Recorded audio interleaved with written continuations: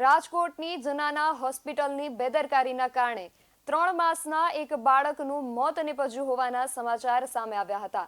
ઇમરાન એઝાઝભાઈ કાથરોટિયા નામના બાળકનું હોસ્પિટલની બેદરકારીના કારણે મોત થયું હોવાના બાળકના માતા-પિતાએ આક્ષેપો કર્યા હતા। બાળક બીમાર થતા સારવાર માટે ગોંડલથી લાવી જનાના હોસ્પિટલમાં દાખલ કરવામાં આવ્યું હતું। બાળકની માતાના જણાવ્યા મુજબ બાળકને માત્ર તાવ જ હતો, પરંતુ ડોક્ટરે આંચકીનું કહી તેને સારવાર માટે કોઈ મશીનમાં રાખ્યો હતો, જે મશીન ગરમ થવાથી બાળકનો પગ દાઝી ગયો હતો।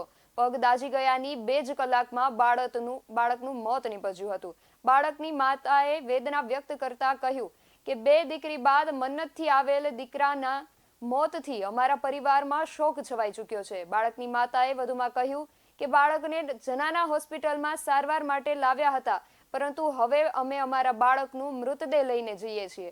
બાળકના મોત ઉપર પરિજનોએ સવાલ કર્યો કે સિવિલના ડોક્ટર અને નર્સની બેદરકારીથી અમારા બાળકનું મોત નીપજ્યું છે, તો આનું જવાબદાર કોણ? મૃત બાળકની માતાએ પૂછ્યું કે શું સરકાર અમને ન્યાય આપશે? જનાના હોસ્પિટલની આ બેદરકારી કેટલી યોગ્ય છે? કોઈનું બાળક દાઝી જાય ત્યાં સુધી ડોક્ટરો શું કરતા હોય છે, તેવા સવાલો પણ ઉઠી રહ્યા છે। જાણીએ સમગ્ર ઘટના વિશે।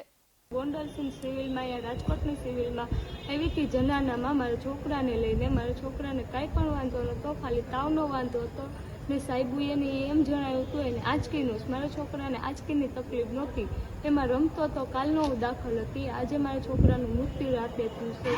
મારો છોકરો દાઝી ગયો છે મશીન ઉપર, એને ઓક્સિજન ને નાખ્યું, એને એનું મશીન હતું એ કંઈ ગરમ કરવાનું, એમાં મારા છોકરાનો પગ દજાવી દીધો છે। એનો હું કેના પાસે ન્યાય લઉં?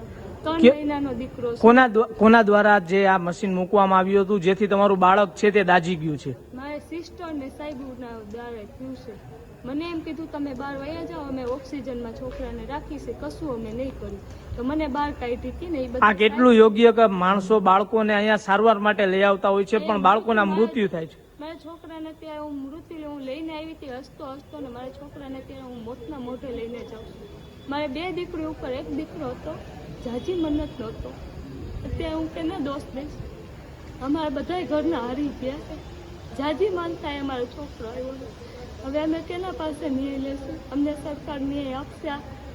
અમે સરકાર પાસે ન્યાય માંગીએ। અમારો છોકરો હાજો નથી થયો, અમે હવે કબરમાં જશે મારો છોકરો, બસ એને સજા આવે, અકર એનો ન્યાય કરે। શું કરવાનું છે? સિવિલમાં અમે એટલે આવીએ, અમે ગરીબી એટલે આ સિવિલમાં આવી રીતના છોકરાઓને મારી નાખે તો અમારે કેને દોષ દેવાનો? સાહેબુને તો સિસ્ટરને કેને દે?